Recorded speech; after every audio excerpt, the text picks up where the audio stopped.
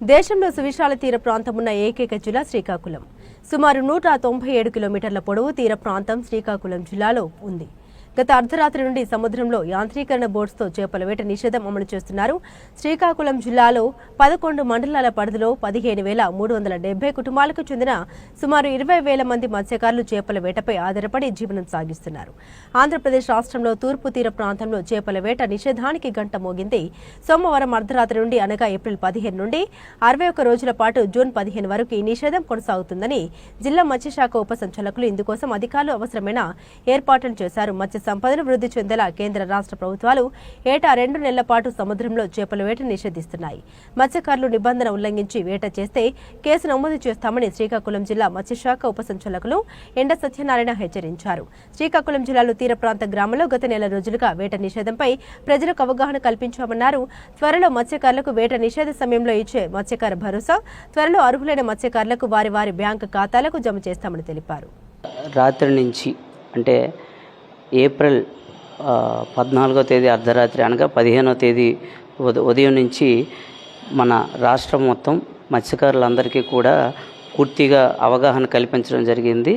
చేపల వేట నిషేధం నేటి నుంచి 61 దినాలు అనగా జూన్ 15వ తేదీ వరకు దీన్ని ఖచ్చితంగా పాటించడానికి అందరికీ సూచనలు అలాగే వైడ్ పబ్లిసిటీ కూడా ఇవ్వడం జరిగిందండి.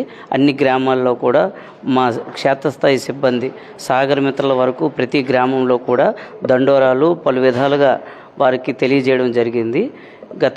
ఇది ఈ రోజు నుంచే అంటే ఈ సంవత్సరం నుంచే కాదు, గత కొన్ని సంవత్సరాలుగా వస్తున్న ఆచారంగా ఈ 61 రోజుల్లో మన తీర ప్రాంతంలో సుదీర్ఘ తీర ప్రాంతం ఉన్న మన ఆంధ్ర రాష్ట్రంలో అలాగే దాంట్లో కూడా శ్రీకాకుళంలో 168 కిలోమీటర్ల సుదీర్ఘ తీర ప్రాంతం ఉంది. ఈ తీర ప్రాంతంలో జీవించున్న చేపలు సంతానోత్పత్తి ఎక్కువగా జరిగే సమయంగా దీన్ని ప్రకటించడం జరిగింది. కాబట్టి ఈ సమయంలో చేపల వేట నిషేధం పాటించినట్లయితే కన్జర్వేషన్ రీత్యా సంతానోత్పత్తి ఎక్కువ జరిగి తదుపరి తరాలకు కూడా పూర్తిగా చేపలు అందుబాటులో ఉండే విధంగా చర్యలు తీసుకోవడానికి ఈ వేట నిషేధం అన్నది 61 రోజులు పాటించడం జరుగుతుందండి. అలాగే ఈ మోటరైజ్డ్ బోట్లు అంటే యాంత్రీకరణ ఉపయోగించి ఎటువంటి బోట్లలో కూడా వేట అన్నది సముద్రంలో కొనసాగించకూడదు అన్నది ఖచ్చితంగా పాటించడం జరుగుతుంది. దీనికి పర్యవేక్షించడం కోసం మా సిబ్బంది అలాగే మాతో పాటుగా మెరైన్ పోలీస్ సిబ్బంది అలాగే కోస్ట్ గార్డ్ వారికి కూడా అందరికీ కూడా ఆదేశాలు ప్రభుత్వం వారి నుంచి ఇవ్వడం జరిగింది.